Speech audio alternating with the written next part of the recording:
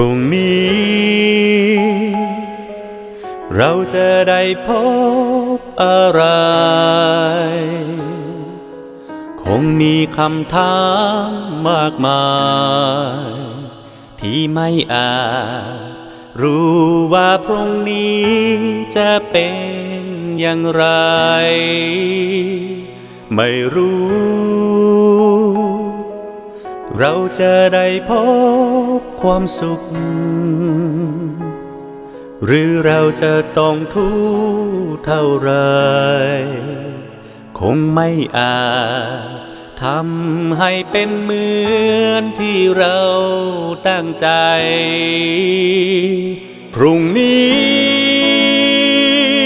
ถ้าหากจะเจอ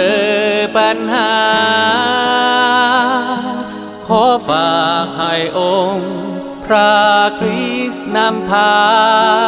ให้ผ่านเหมือนในวันนี้พรุ่งนี้แม้อาจจะดีจะร้ายไม่หวั่นไม่กลัวแต่ขอวางใจให้พระเยซูนำทาง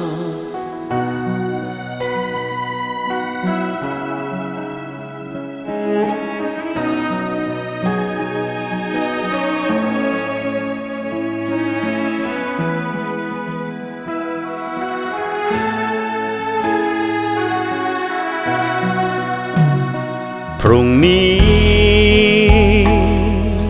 เราจะได้พบอะไรคงมีคำถามมากมายที่ไม่อาจรู้ว่าพรุ่งนี้จะเป็นอย่างไรไม่รู้เราจะได้พบความสุขหรือเราจะต้องทุกข์เท่าไรคงไม่อาจทำให้เป็นเหมือนที่เราตั้งใจพรุ่งนี้ถ้าหากจะเจอปัญหาขอฝากให้องค์พระคริสต์นำพาให้ผ่านเหมือนในวันนี้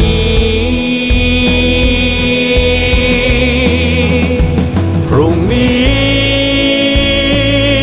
แม้อาจจะดีจะร้าย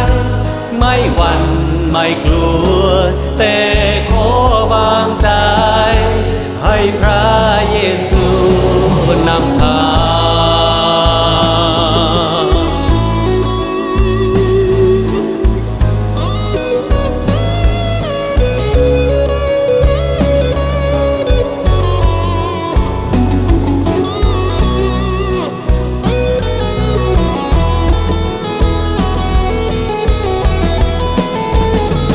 พรุ่งนี้ถ้าหากจะเจอ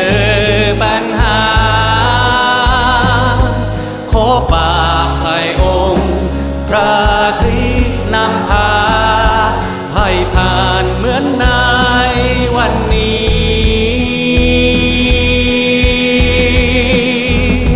พรุ่งนี้แม้อาจจะดีจะร้า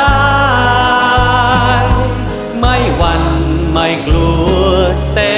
ขอวางใจให้พระเยซูนำทางไม่หวั่นไม่กลัวแต่ขอวางใจให้พระเยซูนำทาง